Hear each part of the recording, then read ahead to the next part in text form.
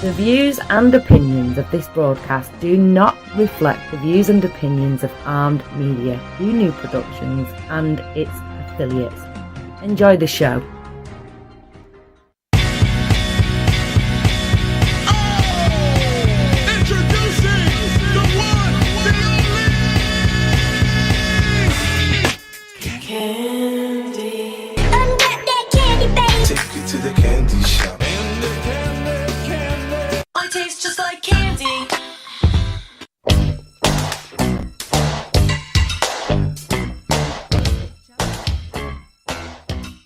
What's up, everybody? Welcome to Ask for Candy, the official podcast for single women over 35. Now, I used to say 101 ways to make your love and your life sweeter, but I'm changing, I'm growing, I'm evolving in so many ways. And if you're watching on Facebook Live, you can see some of the ways. But I see Lee. Hello, my Lee is here. Everybody, before I even get started, Lee is going to be our guest next week, and I'm going to talk more about that later. So who I am, I'm CandiceHarperLoveCoach.com. I teach and inspire audacious intimacy to power for professional grown women who want real relationships and seductive singlehoods. But more specifically, and this is another change I'm making, I'm getting more specific. I help single women over 35 who have given up on love to discover their passions and their purpose and stop getting ghosted. And I want all of you, I want all of us to learn to start to ask for candy. I want us to get our sweetness and have what it is we deserve. So now maybe you are listening on the TuneIn app to Armed Radio Global, or maybe you're in the garden on armedradioglobal.com. We're also now available on iHeartRadio. I see Emily has joined us. Hi, Emily. If you guys remember, if you were watching the episode where I was at the V Club, Emily was at the V Club. She was one of the guests, and I see Kevin and Joseph is here, and Brandon. What's up, Brandon? Is one of my regulars. Everybody's trickling in. I love it when people start to trickle in. So perhaps you're joining us live on Facebook like all these friends. Peggy just came in. And if you are, I want you to talk to me. I want you to join in on the conversation. And I also want you to make sure that you join my group, the Creative Love Collective. And if you hear a squeaking in the background, there's a little puppy that I live with, and the exterminator was just here, and he can't be out. Next week, I'm going to show you him so you can see him. But right now, I had to put him away while the extermination drive. Anyway, if you are, like I said, if you are on live, I want you to join the Creative Love Collective. And I also want you to join Armed Radio Group News. And that way you'll always know what we're doing. You'll always know when to tune in. I see Sandy is here. And Joe Savino, speaking of Armed Radio, has joined us. And Angela, hi, my love. I haven't seen you in a while. Also, during the course of the show, you know that you can call in if you have any questions. This is gonna be like a really deep, juicy conversation, and it's about women stuff, but you know what? There's always something for my dudes. That's why I think you guys tune in, is because you always know you're going to get something. You get to learn a little something about women, or maybe pick up some things for yourself. Some of the stuff is universal, and I'm going to be talking about things. If you love a woman, if you know a woman, you're going to care about it too. So, you know, you're in the right place. And the last thing that you can do if you want to get in touch and you want to be part of the conversation in some way is you can email me at askforcandypodcast@gmail.com. And like I always say, I will answer any questions that you have on a later broadcast, or I might even use whatever you bring up or whatever you ask me as, you know, another topic for a future show, which I do that all the time. Anyway, I see Walter Gagger. That's Wally, who I went to high school with, and Brian is here. What is up, y'all? I'm so glad that you're here. So like I said, I'm CandiceHarperLoveCoach.com, and my talent is conversation. My passion is personal growth. My purpose is to teach and inspire radical self-acceptance in myself and in others so that we can all have our best possible love life. And what this show is about, each week we have lively conversations about different topics relating to love and relationships. And sometimes I bring on special guests. Sometimes we have games and activities, but always we get a chance to laugh, maybe to cry, or just learn something new. And that's why this is a conversation. Those of you who are on the live, you know you can always talk to me. You can always chime in with your thoughts. I love it when you chime in thoughts. And if you're not on live, like I said, you can call me at 1-800-508-5431. I love it when you call. We don't get a whole lot of calls, but when we do, they're always interesting. They're not always having anything to do with what we're talking about.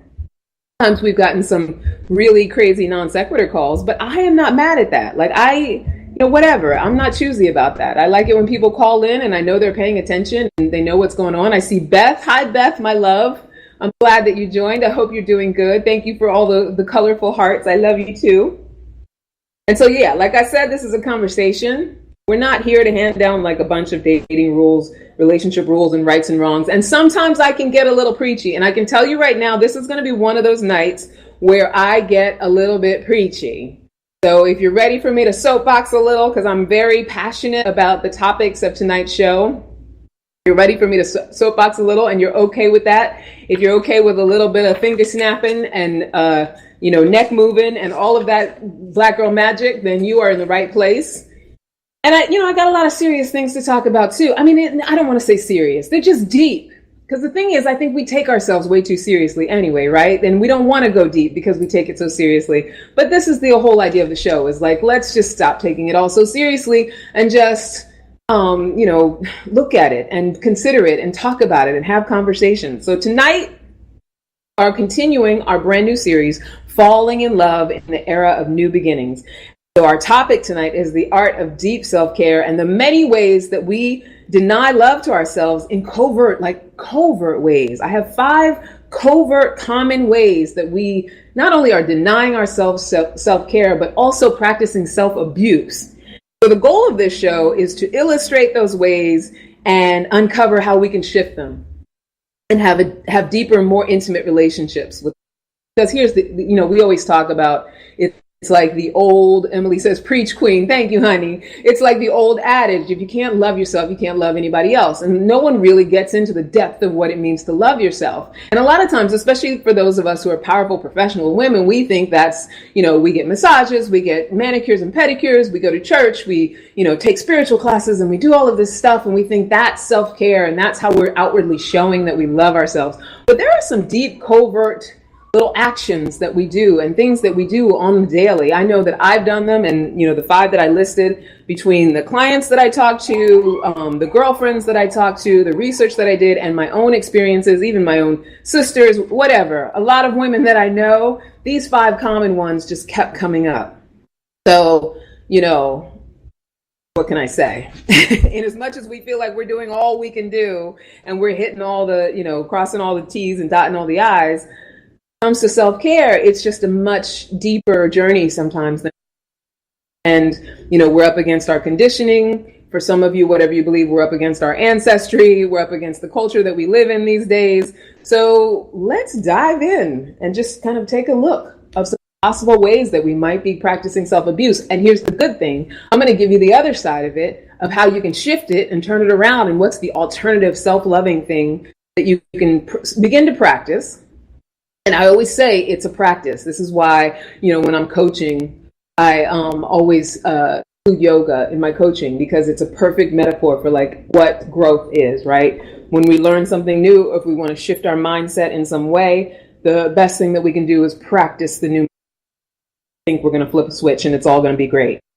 So let's get into it. So what are 5 covert and common ways that we deny ourselves self-care? The first one I came up with, or that kept reoccurring as I was writing these down, is dieting, especially without exercising. So the diet culture, I think diet culture is one of those things that's sort of like dying a little bit. I think as we progress in our thinking as far as like what's acceptable, body image and all of that stuff, diet culture is maybe dying a little bit, but there's still that residual, doing anything you can to be skinny. So I feel like this is kind of an obvious self-abuse, but I want to talk a little bit about why it is. Because, you want to say if you can have the willpower to be on a diet and, lose weight or get healthy or whatever, that is what self-care is. But I disagree with that, because I've been on enough diets in the course of my adult life to understand how much denial and deprivation it takes to be on one. And there's just absolutely nothing self-loving about it. There's nothing self-loving about being the only one in the room who won't touch the bread or the cake, and all you want is the bread or the cake. It's not self-loving. And, there's nothing that says I don't give myself a break more than ignoring our inner wisdom when it comes to food and trying to force or crash diet into a dress that like only fits when we're dehydrated. There's just nothing that's self-loving about that. So I have been temporarily successful in almost every diet I've ever tried. Every diet I've ever tried, I've lost weight. They all work temporarily.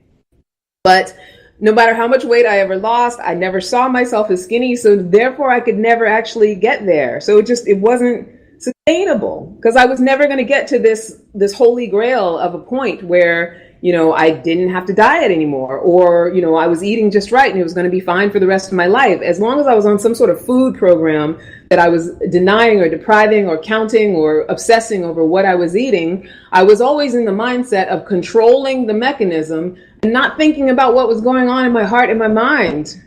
And it's totally what's going on in your heart and your mind.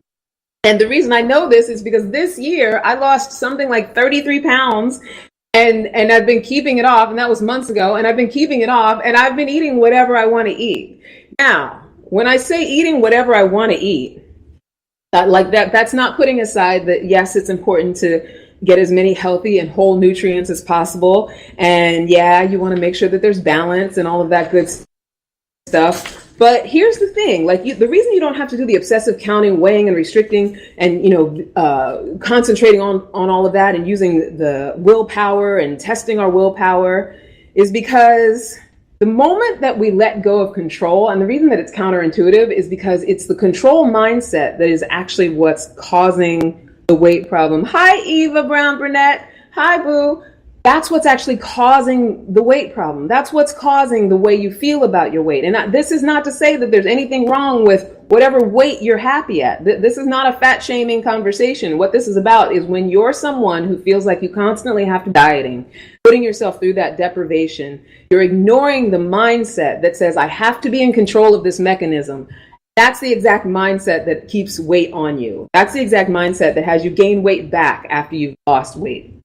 Lee says, healthy eating is much different than dieting. Health is a lifestyle. I absolutely agree with that, Lee. But and you know what? I feel like we could do an entire show about this. But here's what I think is sort of like just the adjustment or the more self-loving approach. Besides, what I did to lose 33 pounds and keep it off, or, whatever. For those of you who still want to have some sort of mechanism to sort of control, I say research intermittent fasting. But the key here is learning how to listen to your body. Your body will tell you exactly what it wants when you get connected to your intuition. And most of us don't listen to our intuition. What we listen to is what's going on in our head. The stories of not being good enough, when the emotions come up, how to placate it, just all the reasons that we overeat that have nothing to do with what our body functioning is. And so, when we are ignoring that and we're not really connecting with the body telling us that it's full, or the body saying, you know what, I need salad as opposed to cake, and it will tell you that. Now, the reason I suggest intermittent fasting, and it sounds like I'm saying, oh, here's another diet. It's not a diet. What it is an opportunity to give your body enough time to process its food, to actually whatever you put into it, to actually do what it needs to do, to flush what is waste and to use what is nutrient. You're just giving your body, however you choose to do it. That's why I say do your research, see what's right for you if that's the road you decide to take. But what it also does is it gives you a breakthrough in actually being able to listen to your body and listen to when it's ready for food, listen to when it doesn't want any food, and it also gives you a lot of energy for X. So research that and don't, approach it with another diet mentality. I mean, it's the only thing that I've ever been able to sustainably do in a way that doesn't feel like I'm doing anything. Like I said, I eat whatever I want, and I don't want nearly as many of the things that I used to deprive myself of as I used to when I was depriving myself. So that's the first one. The dieting, especially dieting without exercise and going through the diet cycle, the weight gain, weight loss, that whole thing, self-abuse, counterintuitive, give yourself a break. Second one, and this is a total, we're going in a completely different direction, is being an emotional serial killer. Now, I don't know if you guys follow me on Instagram, but just today I did an IGTV video about this titled, How Many Confirmed Kills? And you might have heard this term before if you're in the personal growth world at all, about being an emotional serial killer. And this is when we discard people whenever we have conflicts with them. Now, I'm not talking about baseline toxic people with mental issues who beat you or, have major drug addiction problems or, are there not for your, that's not what I'm talking about. Let's just put that aside. Obviously, if someone is that toxic for your life, you have no business being, having them in your life. What I'm talking about is the way that we, have these friendships, we have these relationships, we have family relationships where as soon as there's a breakdown or a conflict, we're ready to just kill it and cut it off and let that person go. People that we haven't spoken to in weeks, months, years, that we at one point had a really close relationship with, and it's based on some sort of, misunderstanding or something where they did something that was either unexpected or out of the norm or out of what we, out of our parameters for what's okay. Maybe pulled us out of our comfort. And for the most part, I think that a majority of us have a social blacklist. Some of us have a social blacklist full of people. I know that in as much as I'm all about personal growth and all about, what you can do to have better relationships and be more intimate, I know I can think of about 2 people right now that I don't want to be bothered with because I had conflict with them.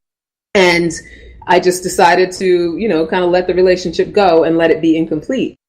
And so, sometimes, and also because I feel like I was right. And I'm telling myself I was right. I had every right to walk away and, they did me wrong and whatever. Whether it was a pattern of doing me wrong or, just got into a fight or something like that. And often, when we're in that state, we walk around acting like they deserved it and acting, how, we talk about how righteous we are and how, it doesn't mean anything to us. We're good at that, whatever, I'm over it. I don't, I forgave them, but that doesn't mean I have to deal with them. That sort of talking yourself into letting it be okay to treat someone like they're disposable that we do. But see, we ignore the impact because we ignore, that the loss, what was good about the relationship does have an impact. We're human beings. So, when we have a falling out with a friend or a family member, or we have a family member we can't speak to, or someone that once was special to us in our lives, there is something missing. And there's definitely something missing when we don't make it complete or have at least a clearing conversation where we get to close it and have it be, it doesn't mean that you have to be like Jesus and pretend like someone who you don't get along with is perfect, or it doesn't mean that you have to beg someone to be in your life or anything. It's not any of that stuff. What it is just having completion in your relationships, not having things unsaid, not having things undealt with. And so think about for a second, any friend, and I want you guys to chime in. Lee, you chime in too, especially. If you've ever had a friend where you shared laughter and tears who is now just not even worthy of a phone call because of a breakdown in communication.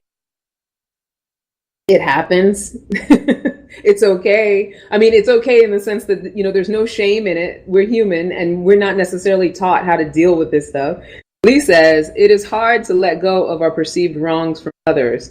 Candace once told me to address the wrong with love. It takes time to do that sometimes. No, you're absolutely right, Lee. It does. It does take time. But also, it's what are you making it mean that you're addressing it with love? Are you making it mean that it makes you wrong? Are you making it mean that you're somehow weak? That Lee says, you and I talked about that not very long ago. Yes, we did. We definitely did. And I think a lot of times the reason that it's hard to let go of our perceived wrongs, and one of my mentors, she always says that if it's hysterical, it's historical. Oftentimes when someone does us wrong, we tie it on to some other time that someone did us wrong. And the reason that it feels so wrong is because it's often similar. If someone doesn't show up for us, there's a sense of abandonment. So if we've experienced abandonment before, especially from a parent or from our growing up or our conditioning, abandonment feels like the ultimate sin. So when someone does something that looks like abandonment, we might hold their feet to the fire for the rest of their lives. And, with a sense that we're right and they're wrong. Lee says, I wanted to be right. It took a long time to let that go. I totally get that, Lee, because we all want to be right. There's punishment in being wrong. When we're wrong, it means things go wrong. It means, that people get mad at us and don't speak to us. And what we manifest is exactly what we fear, when we have that need to be right. Now, I'm saying all of this this is what is so. It's what is in existence. It doesn't make you a bad person. because you feel this way, because you want to be right. It just makes you a human being. And as a human being, we all have the power to make a new choice and have clearing conversations with people who we've had conversations. So, and here's the other thing too. The other impact that we don't think about is that when we have a long list of incomplete relationships and long-standing resentments, we also carry around like the track record of not being good at partnership. So if you are walking around with a track record of not being good at partnership, how do you think that's going to affect any future partnerships, romantic or otherwise? You're going to come with that track record, and you're going to invite people who have that track record. And the existing relationships that we have are like a ticking time bomb, because as soon as they do something that's similar or just as hurtful, because we didn't want to have that clearing conversation and we didn't want to look at why we were triggered in the past, as soon as someone new does the same thing, we're going to do the exact same thing. We're killing them off like emotional Dexters. Lee says, I recently addressed that as I healed, I unblocked and let go on all social media. Blocking gave me control and protection. Unblocking released the hurt. Oh, I love that. Used social media to sort of symbolize, like, you know, this is me saying that I don't have to pretend like you don't exist in order to be okay. And that's another thing too. We think that like if we pretend that other person doesn't exist, that somehow they don't, and they're still there. They're still with us. They're even more in our DNA when we're, you know, focused on getting rid of them or blocking them or making sure that we somehow have made them disappear. Like that's actually a lot more work than just actually having a clearing conversation and either being their friend or not being their friend, but at least having it end in a complete way, or at least developing some sort of understanding of each other and not expecting that other person. Perfect. Hi, Rory. Rory just came into the room. Now, Armed Radio people who are out there in the listening webiverse and who aren't on the Facebook Live, like I said, don't forget you can call in 1-800-508-5431. And so now what is the self-loving alternative to emotional serial killing? Number one, take responsibility for your part. I mean, it truly does take two people to tango. I know that that's a cliche, but it's true. And people are not disposable. It's like, you know, if I have a communication difficulty or breaks down, like if I'm not willing to say, you know, I showed up in a way that didn't work and that person also showed up in a way that didn't work, it doesn't matter who did it first, because we're not kindergartners. If we're not willing to do that, then, you know, we're already dead in the water. Emily says, I have had the experience of letting close friends go, but I still believe that it is hard to be honest and say to their face, I don't want to be friends anymore. It usually flows into the sand because it is easier, sadly. I believe that we should always be honest and I'm in New York, it's loud out there. This is the reason that people often don't want to have the clearing conversation, because they think that what they have to do is go and tell the person, I don't want to be your friend anymore. You never have to do that with anyone. Here's the only thing that you ever really have to do, especially when it comes to these kinds of relationships. All you have to do is be in integrity with what your values are, right? So if someone does something to you and it triggers something, or something came up for you and you feel a kind of way, and you have an established relationship with this person, even if it's not even that long of a relationship, what you can do is be willing to be vulnerable and communicate with that person and let them know what's going on with you. Now, if there's somebody who cares about you and, you know, it wasn't their intention to hurt you, they're going to do everything they can to rectify it, right? They're going to want to talk about it. They're going to want to get clear about it. They're going to want to explain their point of view. Not someone who cares about you and you share something like that with them, they're not going to know what to do with your vulnerability. They're not going to know what to do with the authentic you.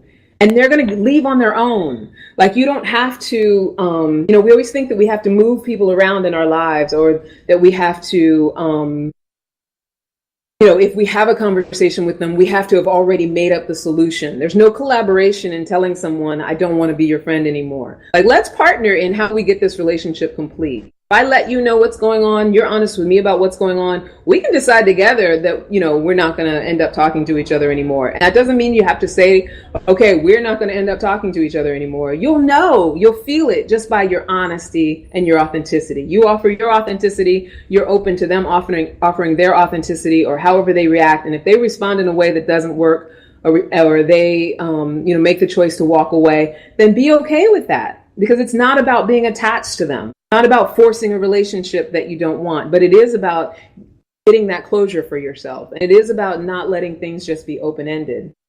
Lee says, honesty is hard because of feelings. It is okay to be honest about how you feel. What would be the reason to unfriend the person? Well, I mean, here's the thing. Like I said, you don't have to unfriend them. I mean, if someone is, like I said, baseline toxic, obviously you want to unfriend them. You shouldn't deal with them. And I mean, someone who's abusive really is not there for your good, and not even there for their own good. But when we're talking about, we've had a conflict, I feel hurt, I feel triggered, at least allow yourself the space. And this is what number 2 is. Take a stand for yourself. That you are worthy. You are worthy for the space to be able to say, I was hurt by this, and I perceived this way or that way, and it did not work for me. It's you standing up for yourself. And if you're dealing with someone for whom you cannot stand up for yourself, then obviously you're not dealing with the right person. But there's a possibility that when you stand up for yourself, they will show you that they get it and that they are the right person. And you have no way of knowing that if you just kind of let it dissipate. So it's just another sort of loose end lives. And it's another missed opportunity to practice partnership with another. We're human beings and we thrive in community. And that doesn't mean that you have to attach yourself and hold on to everybody. But when we walk around and allow things to go incomplete, and we walk around just not willing to clean up what we're responsible for, it just keeps showing up. It's the lesson that keeps showing up until we get it. Lee says, I agree about toxic unfriending. Hurt dictates our response. We respond from hurt, we tend to hurt up. Absolutely. Absolutely. And the way to diffuse that hurt, the way to soothe that hurt is to stand up for yourself. Not in a wrong-making way, just this is what's going on with me. This is authentically how I feel. I may be responsible for X, Y, and Z, but when you did what you did and you didn't show up, when you said what you said, when you promised me this and then you did something different, this is the way that I felt about it. And this is what came up for me. Owning that, but I needed to share it with you so you know. And is that what you intended?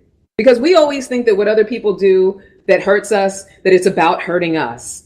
When, 9 times out of 10, maybe even more, it's about them. It's about what they do or don't know. It's about what their agenda was, what they were hoping for, and so with that said, we all are sometimes in a position where we're hurting another person. Because we're all walking around doing what we think is best for us. Some of us are in full-on survival mode. We have no idea what we're doing. We're searching for our spine in the weeds. We don't even know how to navigate. And so we do end up hurting a lot of people. And some of us, we work on it. We try to watch our behavior. We try to be self-observant.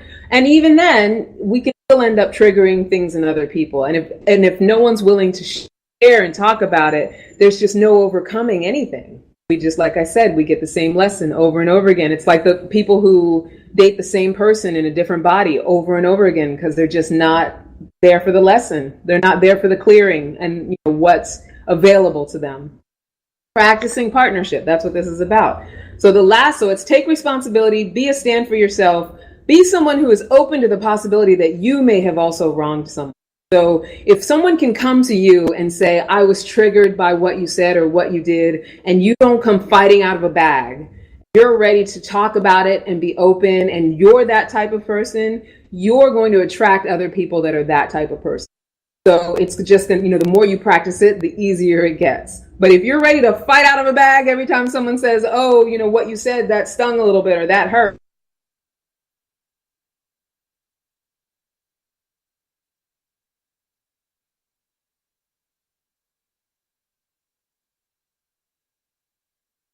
come back on them and show them how wrong they really are when you're in that space, right? So take responsibility, be a stand, be someone who is open to the possibility that you may have done the wronging or you may have done wronging, and consider this, whether you might be killing people off because they're not allowing you to control. So I definitely have been guilty of this. I know people who are and have been guilty of this, when people aren't doing what and we'll say, oh, no, I want everybody to be happy, do their own thing. That's what we say, right? Like that's what we're down for. But really, as soon as someone does something that is out of care, and please hit the like button if what I'm saying resonates with you. As soon as someone does or says something that is out of our character, like we would never do that, or that we don't agree with, or triggers us, or that we perceive as being socially wrong or, emotionally wrong, instant, like our judgment kicks in, our decisions about that person, it all kicks in. And when we make the choice to like not deal with a person anymore because of it, what we're basically saying is that because you aren't doing what I want you to do, you are not worthy of being in my life. So marinate on that while I take a sip.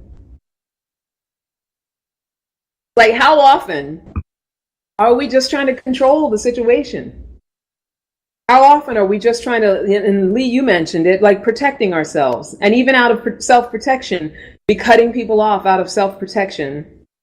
Emily mentioned about having to be honest and tell someone you don't want to be their friend anymore. You never have to do that, because what that is that's just self-protection. That's just a mask for your vulnerability. So, think about that. Consider whether it's out of wanting to. And don't make yourself wrong about that even. What this is just being willing to look at it. Like, just being willing to look at it and understand the impact that it's having on your life. Right? So do you guys have anything else about serial killers? Does anybody else want to chime in, make any comments? If you're in the Armed Radio Global world, you can call in 1-800-508-5431. If you're on the live, feel free to make any comments before I move on to number 3. The number 3 most common covert ways that we abuse ourselves is what we're talking about, and what we can do to actually give ourselves love and self-acceptance. Lee says, hurt is horrible. We do everything we can to avoid pain. You're absolutely right, Lee. You're absolutely right about that. And it's funny because that segues right into the very next most covert and common ways that we deny ourselves, and it's self-medicating. Everything that we can to avoid pain. There's nothing truer said than that. So we're human, and it stands to reason that we're often reaching for relief from our pain, whether it's emotional or physical pain, especially since our economic culture runs on instant gratification. But then we wonder why addiction is so prevalent. And I'm not saying this like, from on high, because trust me, as someone who's been a food addict and a smoker and, probably went through bouts in my life where I drank way, way, way too much that was healthy. And like some people, I'm okay with admitting it. Some people who are, anyway, I went to Penn State. Trust me, I had my moments where I overindulged, and it was about self-medication and about just being like completely out of my body, out of my mind, out of, the darkness, the bad neighborhood that is my own head, right? Lee says wine time. That's right. And and here's the thing. I don't want you guys to get me wrong. This is not anti-drinking. Like it's okay to have alcohol every now and then. But when it comes to like overall self-medication, some people do it with shopping, some people do it with drugs or alcohol, some people do it with food, some people do it with anger. But another way that we tend to deny ourselves is that we don't give ourselves the opportunity to recognize where the pain is even. Like, it's like we won't take a minute to consider what it's trying to tell us or how we can heal it rather than fix it. Cover over. It's not that it's wrong to self-soothe. Like there's nothing wrong with healthfully self-soothing. It's just a question of how do we balance self-soothing with listening to our intuitive messages so that we can heal in a sustainable way. How do we balance that? How do we balance self-soothing with listening to our intuitive messages so that we can heal in a sustainable way? So I'm talking about the difference between consistent drinking to take the edge off and ignoring that the time period between drinks becomes edgier because we're in withdrawal, or when the edge comes on, meditating, breathing, talking to someone, talking through the edge, reaching out for somebody else, finding out what caused the pain in the first. Like, what started the cycle? Lee says self-medicating is a symptom of a deeper problem. Exactly. That's exactly it. And the unwillingness to look at what that deeper problem is. Sometimes that deeper problem might be so scary that you feel like you can never look at it. But as long as it's the monster in the closet, and you let it be the monster in the closet, you'll always have a monster in your closet. And so either the mechanisms that you use to medicate and control it are going to take you down and be the real monster and be the thing that actually kills you or makes you sick, or you're going to find a sustainable way to face that monster in the closet. And, probably find out that the monster is not nearly as scary as time and thinking and perception has made it. That's not to minimize anybody's pain, that's to minimize what anyone has gone through. But we are resilient as human beings when we're willing to just in our pain, look at it and deal with it and take responsibility for it, take responsible for our experience. Lee says we have to self-explore and develop self-understanding. Yeah. When we're willing to just do those things. I know a lot of people, even though we're the therapy generation, people, they still, do therapy like it's not, but that kind of stuff is valid and amazing. It's healing. It's just like, if you had something wrong with your spleen, you would go see a doctor and have the doctor do something about it. So if there's something going on in your emotional flora and fauna, talking to someone, developing a community around your own health, taking responsibility rather than allowing whatever has victimized you to victimize you over and over and over again. And, by trying to medicate it,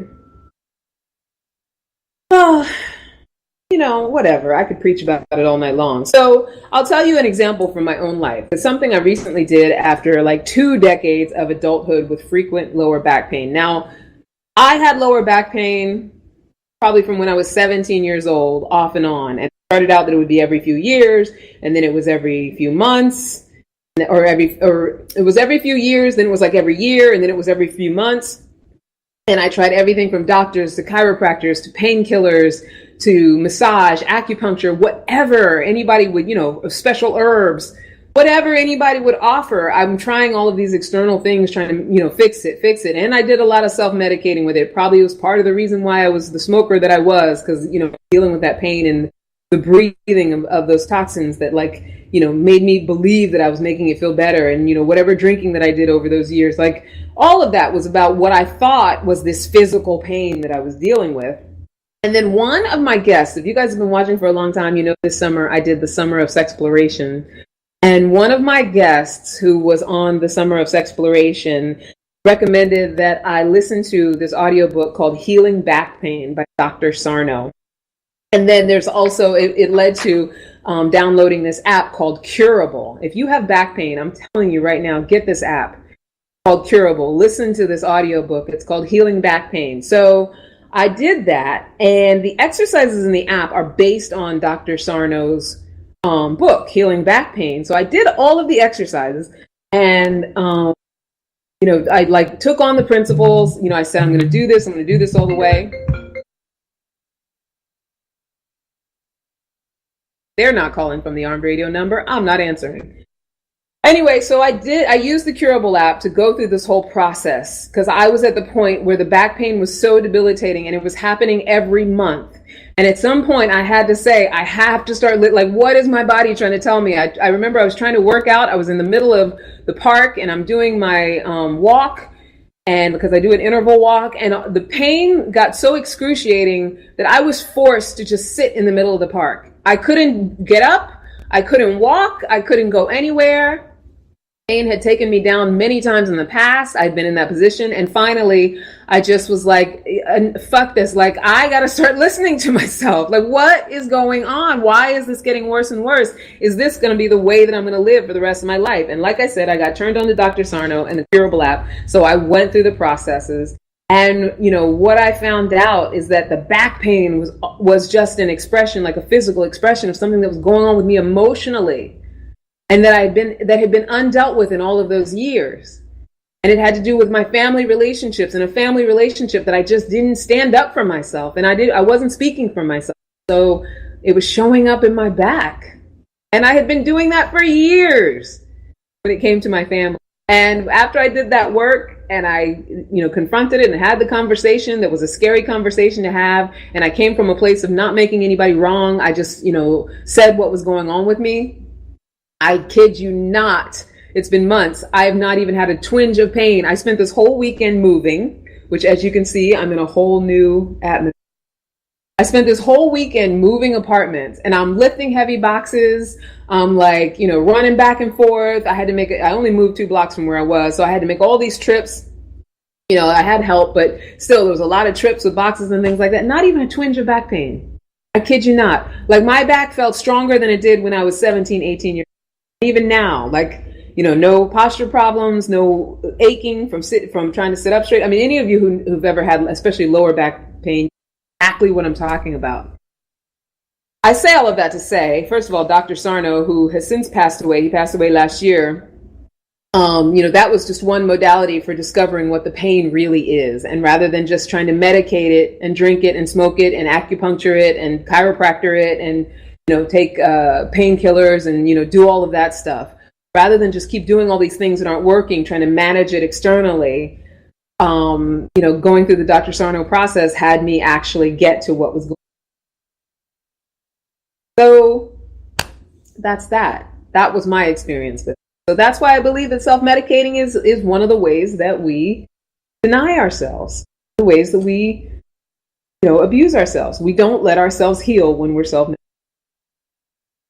What do you guys say about self-medication? So Lee says there is nothing wrong with therapy. It is a good tool to explore yourself deeply and safely. Yes, absolutely. And I know it's such a scary thing, especially when you're afraid there might be some serious trauma.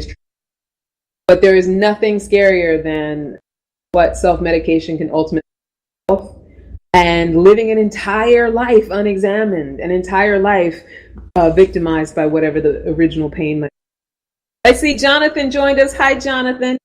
He says back pain can lead to so much more bad things.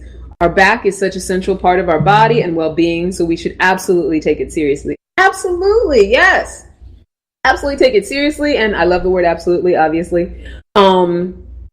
But understand that all of it is, especially when it comes to pain in the joints, sickness, dis-ease. In the personal growth world, they like to, chop words down like that. But dis-ease, disease, I mean, all right there, the writing is on the wall. It comes from the things that go undealt with, the conversations we refuse to have, the personal care that we refuse to do, that real deep down self-love and self-acceptance, just the willingness to face it and to stop shaming ourselves, just be open to how the healing can happen. So, that's that one. I'm going to go on to the next one because we're running out of time. This hour goes by so fast. It's already 8:45. I can't. Okay, so the next one is the compartmentalizing of the different areas. So this one shows up specifically, I think, when it comes to our love lives. And the reason I obviously recognize it. And as powerful women, and I don't know, men, you can speak up and say if you feel like you do this too. We often get frustrated with whatever we're struggling to figure out. So, we're powerful, we're smart, we know how to make our money, we know how to run our careers, we know how to do X, Y, and Z, we know how to build our IKEA furniture, whatever. We can do that. But as soon as we're struggling with something, it's like, well, let me put this in a box for later. Let me deal with this later on. And most often that's relationships that we do that with. And the funny thing about that is that everyone has this challenge, right? Of not really knowing what to do when it comes to navigate it. We're all out there just kind of searching around for the answers when it, yet again, why I became a coach or why I'm a coach. If that weren't happening, I wouldn't have a job. But here's the thing. The problem with compartmentalizing is that our love life is the mirror to our soul's health. That whatever's going on in your love life, and I don't mean whether or not you have a partner, because you could have a shitty partner and that could be mirroring your soul's health. Whatever is going on with your love life, your relationship with yourself, your relationship with love, how you partner with other people, that's your love life. It's a mirror to what's going on with yourself. healthy your soul is. So for those of you who don't like what's going on, or in resistance, or mad about what's going on, yeah, that's something to look at. I'm not telling you have a sick soul, but I will say this. The baby steps to take, and the self-loving alternative to compartmentalizing love life in a box, is to really get really honest with yourself and consider if you really want to be with anybody anyway. I mean, I know that it's supposed to be like the unwritten thing. Doesn't everybody want a partner? But there's a lot that goes along with being partnered up with somebody, right? And if you are in a if your love life is such that as a single person you feel fulfilled, you feel good about yourself, you feel good about what you're doing, you feel purposeful, and that you really truly can say, I'm not just I'm okay, but that I am not I'm not in a space of desire for a life partner. That does exist. Like, people cannot be in that space. That's not me. I'm in the space of desire for a life partner, but not in the sense that it's missing, but that I like that mirror. I like being in a relationship and seeing where I'm at. Like I said, your love life, whatever's going on, mirror to yourself. And even right now, like, I feel like the mirror that I'm getting in my love life, that my soul's health is really, really good. So that makes my desire for a partner, because I do want to overflow on someone, person that it's going to aligned with who I am. And I'm worried about that. But if you decide that you do not want a partner, there's 5 things to do. If you're sure, if that's your choice, if that's how you really feel. Number 1, forgive your weaknesses. Number 2, acknowledge your strengths. Number 3, be gentle with your growth. Number 4, lavish yourself with healthy affection. Number 5, accept every aspect you cannot change, the ones that you can and you want to. That's what you're going to do if you do not care to have a partner. If you do care to have a partner, if that's what you really want and that's your desire, here's the 5 things you're going to do.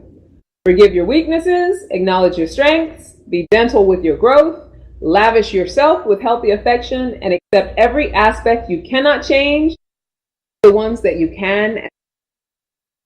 So do you see how those 5 things are the exact same 5 things? Because it's not about the having or not, about what is your relationship with yourself, your community, your ability to have partnerships and relationships with other people, how you navigate the world, and what you feel like what your experience of the world. That is your love life. You don't have to compartmentalize it. It's just like the monster in the closet. There's nothing to be afraid of. But when you ignore your soul's health, all that other stuff that you're doing, the great career, the marriage that's working on a certain level, the raising of your children that's working on a certain level, while you're ignoring your soul and you're compartmentalizing the things that need to be looked at and taken care of. So while all of that's going on, trust that all the outside mechanisms have a shelf life. As long as your soul is not healthy and intact, there's nothing that you can sustain. That's not to scare you. This is not fear-based tactics. This is just get willing to not compartmentalize and look at your soul's health, and be open to how you can shift your love life in a way that makes you feel happy. And you can. It's available to everybody. It's willingness to deal with the monster. Anyway, if you guys have anything about the compartmentalizing, please share it. I still got 1 more to go, and this is the most important one. This is the one that I teased. And we're running out of time. It's already like 8:52. I can't believe how. So this one is a big one, because I had this conversation the other day, like I said, with my sisters. We were talking. So the number 5 for women way that we do not ask for sweetness. Number 5 way that we self-abuse is by hating our menstrual cycle. I know that sounds like a total non sequitur. But if you're like me, you came from a family where the passage into womanhood was not celebrated or not even really acknowledged as a transition in your life, and your first period you might have experienced shame or embarrassment or an accident or, you know, like a lot of negative words around the existence of your menstrual cycle. Maybe your mom complained about having cramps. You know, maybe you experienced some kind of pain yourself, or no one dealt with you around communicating about it. Maybe the only person you had to talk to was your 12-year-old friend who hadn't even had her period yet. Whatever it was, you may have a belief that it's horrible, gross, shameful, or something that you need to hide. Maybe it's been difficult for you.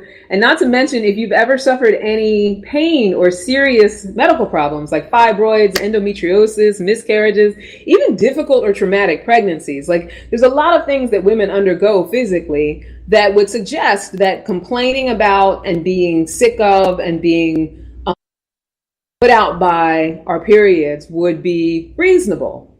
Right? And it's understandable that something we've been taught to be ashamed of would inspire so much resistance in us. You know, that we would be so, there has to be discretion around it. It has to be a big secret. And it's, you know, you can't talk about it. Don't talk about it to anyone. Or it's inappropriate to talk about in mixed company because you don't want to gross the men out or, you know, whatever. But the way we deny ourselves in this instance is simply by denying ourselves. When we're resistant about our menstrual cycle, it's like a natural functioning of our body, and hating it is like hating your digestive system. It's like that's our body and it's our functioning, and so it does not feel great and it can be difficult.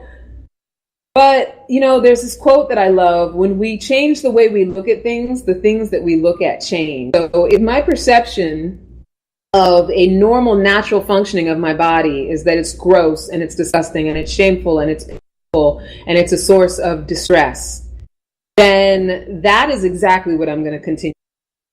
And I may have so much proof that that's the case. I may have, you know, so many instances that I could say will back up the way that I feel about it. I'm someone who spent most of my adult life always complaining about cramps, complaining that it was coming, complaining that I gained water weight, complaining that I had to go through it in the first place. Now, as I'm getting to an age where in a few years or so, you know, I'm going to be dealing with another transition where I might never have it again. Luckily, before that happened, I got to a point where it's like, you know, what about all the good things about it? What about all the times that it indicated that I wasn't pregnant, which was great? What about all the times that it, you know, indicated that I was healthy and functioning and, you know, mine's like clockwork? And, you know, what about all the times that it showed up for me when I needed it to show up for me, which is every time if I'm healthy? You know, the balancing out of my hormones, what it does to rid itself of waste or, you know, what's not needed, you know, the shedding of unfertilized eggs. Like, I'm sorry if this conversation grosses you out, but if it does, then, you know, like, are you a human being? Like, what are you, in third grade? Like, we function. We have to function. And it's a blessing that we function. It's a miracle. It's what brings the miracle of life. It is what, you know, defines our womanhood. Some people believe that it is tied to the moon and it gives us deeper understanding and deeper intuition. Some people believe that it brings psychic abilities, whatever you want to believe about it. But in believing positive things and focusing on that, you have an opportunity to have a better experience. And your body will follow suit. The body does follow suit, because as soon as I got to a point where I appreciated it, loved it, accepted it as part of my natural functioning as a woman, and I love being a woman, as soon as I got to that space of like, if I'm going to say that I love being a woman, I have to love every part of it, especially the part that's inevitable, right? Especially the part that like, it ain't going to change until it changes. So here are the self-loving alternatives. I know I'm rushing through the rest of this because we're running out of time, and I love you guys so much for love and participation. So the self-loving alternative to hating your period. Number one, pay attention to all the areas of your life where you're resisting yourself. So if there's any other place that you're, you know, like I was talking about my back pain or whatever, any other place where you're resisting yourself physically, resisting how you show up, giving yourself a hard time, look at that. Pay attention to that. If that's really working for you, what the impact of that. Really be honest with yourself. Consider every time that you beat yourself up for not being perfect by your own standard, whatever perfection is for you, because that's what it comes down to. You're not perfect, you're not enough, or there's something wrong with you, or you did something wrong about you is shameful. Pay attention to how you treat your own mistakes. Self-resistance is the opposite of self-acceptance. And when we deny ourselves self-acceptance, we deny ourselves our humanity. You're a human being, That's all. There's nothing more than that. Offer yourself reassurance and acceptance. It's okay. You can love the inner child. You can love the outer adult. It's okay. It's okay to be okay with all of it. Pay attention to what your body is telling you by the way it functions. Listen to it.